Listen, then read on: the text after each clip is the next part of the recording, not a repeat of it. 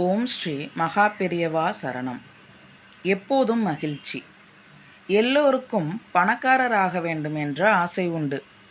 எனக்கு சொத்து வேண்டாம் என மறுப்பவர் யாரும் இல்லை. ஆனால் எந்த சொத்திலும் நிரந்தரம் இல்லை. நிரந்தரமான சொத்து, யாரும் இழந்து போகாத சொத்து, திருட்டு போகாத சொத்து ஒன்று உள்ளது என்கிறார் காஞ்சி மகா பெரியவர்.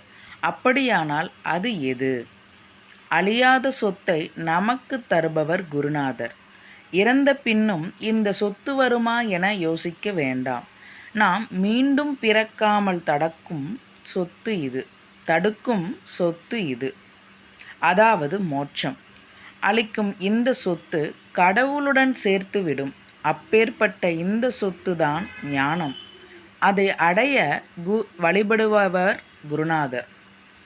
நாம் தேடும் சொத்து மூலம் கிடைக்கும் சுகம் தற்காலிகமானதே. ஆனால் எப்போதும் மகிழ்ச்சி என்னும் உயர்ந்த நிலையை ஞானத்தால் மட்டுமே அடைய முடியும். அதை தருபவர் குரு மட்டுமே. நம்மை ஞானவானாக்கும் குருநாதர் மீது எவ்வளவு பக்தி செய்தாலும் போதாது. அதனால்தான் கடவுளிடத்தில் பக்தி வைக்கும் அதே அளவுக்கு குருவிடமும் பக்தி வைக்க வேண்டும் என்கிறார்கள் பெரியவர்கள். கடவுள் மீதுள்ள பக்திக்கு சமமாக குருநாதர் மீது பக்தி கொண்டவன் உயர்ந்த பிறவியாவான். அந்த குரு பக்தியே உயர்ந்த ஞானத்தை கொடுக்கும். அனுபவித்தால் மட்டுமே இதை உணர முடியும்.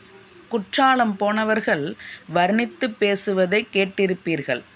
அங்கு அவர்கள் பெற்ற அனுபவம் நமக்கு கிடைக்குமா? இல்லையே. மணிக்கணக்கில் வேண்டாம். ஆனால் 5 நிமிஷம் அருவியில் நீராடினால் போதும், அனுபவம் ஆனந்தம் கிடைத்துவிடும். குரு அருள்கிற ஞானம் என்பது குற்றால அருவியின் சுகம் போல.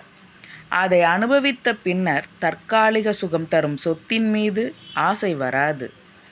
பணத்தின் மூலம் தவறு செய்யும் போது பாவ மூட்டையும் பெரிதாகும்.